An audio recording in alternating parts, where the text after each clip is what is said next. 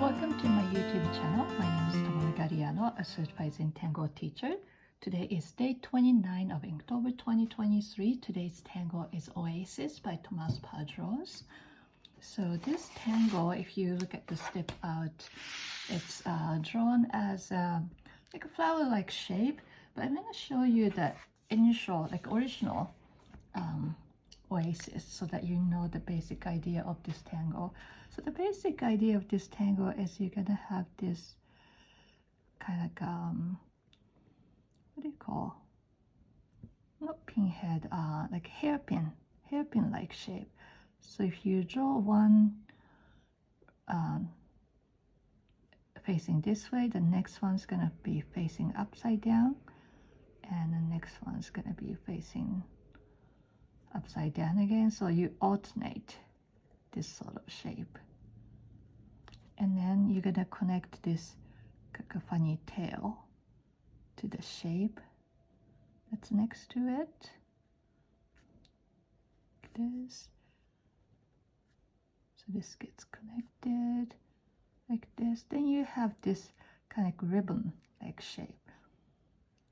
You can aura like this, or you can, continue to aura or add different textures, and you can also ink in here, or you can add shape inside. There's a lot of things you can do with this tangle. So that's the basic idea of tangle Oasis, and I'm gonna do this on my tile as more or less like a flower design, like shown in the step out this time, or the list, tangle list page this time. So what I'm gonna do is I wanna have two of them. So maybe here's the center of one. So I wanna do maybe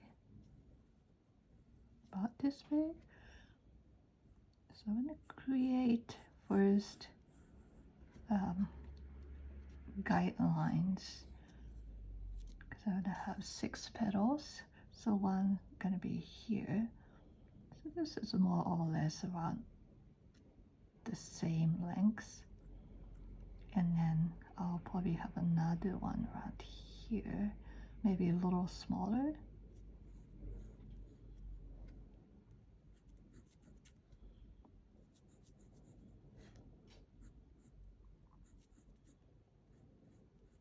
So this is just to help me draw later. And then so I'm gonna draw the hairpin like shape using this pencil line as a guide. So I'm gonna start from, not quite from the center, from here, and I will draw this hairpin like shape. And next one, it's gonna be like this. And I'm planning on inking in, so I'm not too worried about the shape to be exactly as I want it, because I can always make micro adjustment as I ink in. So that's the nice part about inking in, because you can always sculpt the shape as you ink in.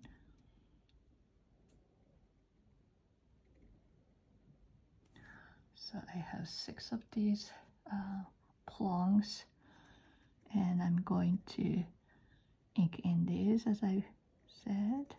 So that's the step 1.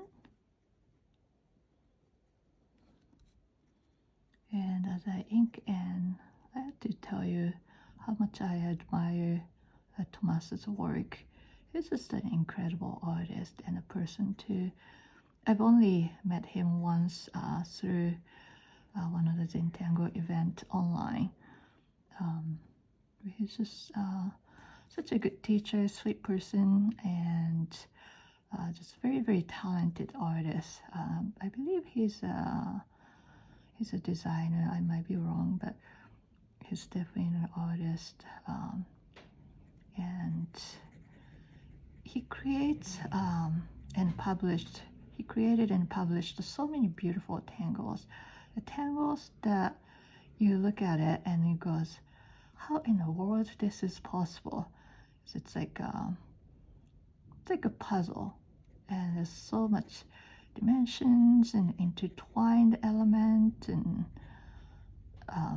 this looks very, very complicated, but he break it down into step by step for anybody, so that anybody can draw what he can draw. And of course, it takes a little bit of practice, and his tangles, not all, well, I wouldn't say, well, take it back. Some of his tangles are really complicated, even following step by step.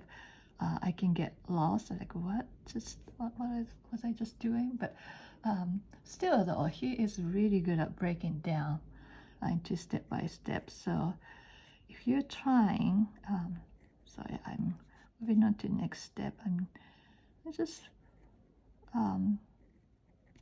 doing what he's doing on his step out. That's always the best way to learn. Just try to do the basic ones first, and then try to learn the way that the original artist, initial artist is doing. Then you find your way. You find your way to make it your own, and that happens sometimes accidentally. Like you're trying to do something and it didn't quite work the way that you intended, and you accidentally discover some fun way to personalize this tangle, or sometimes you intentionally seek a way to make it into your own. Like this one, I feel like a little short. I'm gonna extend it a little bit. So anyways, so that's why I'm just doing what he's doing. This is the first time I'm using this tangle as in a flower-like shape. So this is a bit of a learning curve for me too. So bear with me as I struggle through this. So like this, and it could be nice to add some texture like he's doing.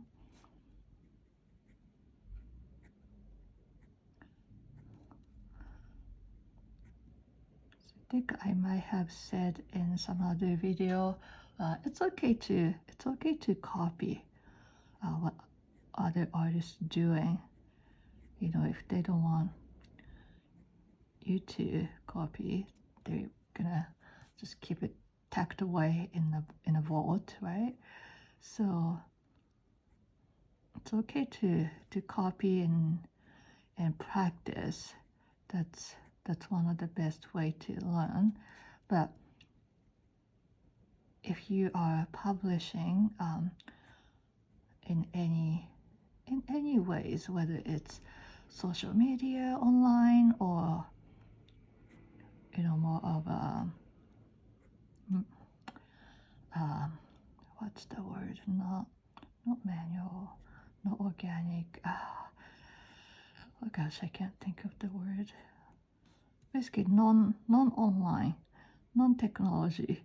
That's so frustrating. I can't recall the word. Maybe it will come to me later. Anyways, if you are publishing or showing it to somebody, just give credit to where credit is due.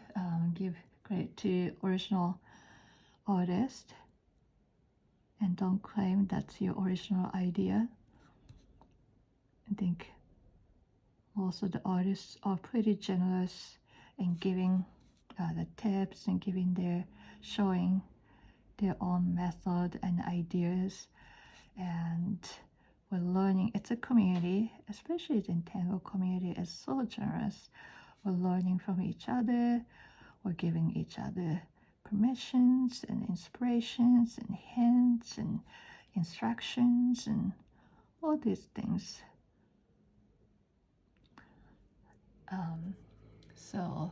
So take advantage of this giving, super giving community. So this second one, it's interesting. You leave a little space, perhaps a little closer here. So this is closer to the original step out, drawing this kind of hairpin like shape upside down. So this is going this way, that's going that way. So yeah, what was I saying? Yeah, so give credit to the original artist, and if you know how to tag on Instagram or Facebook, just tag them. They'll be happy to see what you've done with their idea. That's how we grow together. That's how we become better together.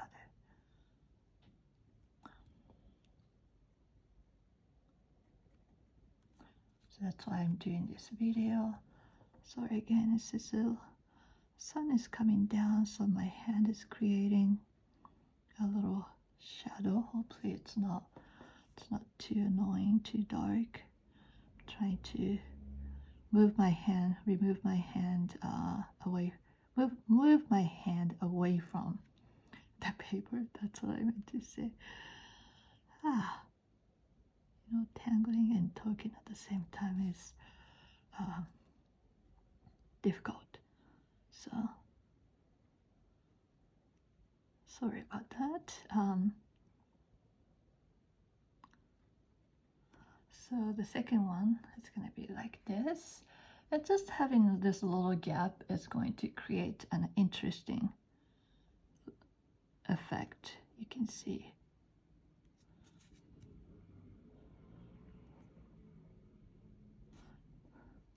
This one can make it a little longer, perhaps.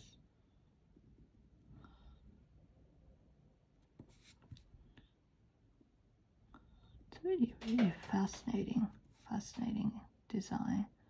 So much potential. So this one's gonna be around here, so like this, right? So I keep moving my tile. Maybe this one's gonna be like this. So I'm gonna sculpt the shape a little bit, so maybe I'll add a little bit of more ink here, and maybe I'll make this a little bit bigger.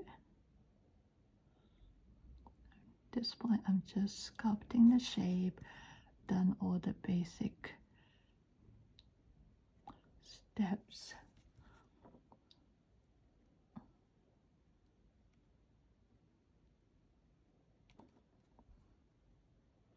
I think I need to practice this tangle more to make it look the way that I want it to look, but well, now this is good enough. And I'm going to shade. So this one I'm going to shade along the petal first, because I already created a dark spot along the edges. And when you're shading, always start with somewhere that is obvious to you, and as you shade, the more things will be revealed to you. It's like you're listening to a tangle that's gonna invite you, and it's gonna tell you what to do. Once you do one step, they'll respond like, hey, give me a little more shading here, or like, give me a little highlighting here. So just trust yourself, trust in the method, trust your creativity, and don't be afraid to make mistakes. It's just on a paper. don't take yourself too serious. I always tell my student, you're doing this for fun, so don't take yourself too serious. If something didn't turn out the way that you intended, so what? There's another paper, and there's another paper. You can just continue to practice until you find what you like. But what's important is that you put pen or pencil to the paper. If you don't start, nothing's gonna happen. So if you're just watching this video, it's fun to watch somebody do their work, but I hope you do it with me, not just watching, but do it with me to discover what you can do and what you like, and continue to share with the rest of the world, because I know what you do will be different from what I do. Even if we try to do the same thing, it's gonna look different. That's what makes this effort so fun and so beautiful.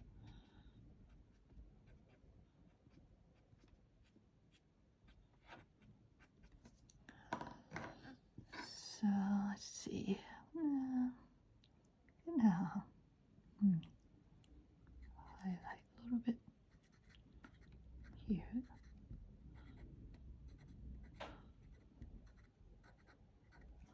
And if you're tangling with me, this is a video, so you can pause anytime you want. You can fast forward anytime you want. We all move our hand at different speed. Some people tangle much faster. I'm gonna change my pen to 10. I'm gonna add a little dots here to see how that's gonna work. Just giving a little accent. So I may be tangling much faster than you or much slower than you. Everybody is different. So find your comfortable speed. And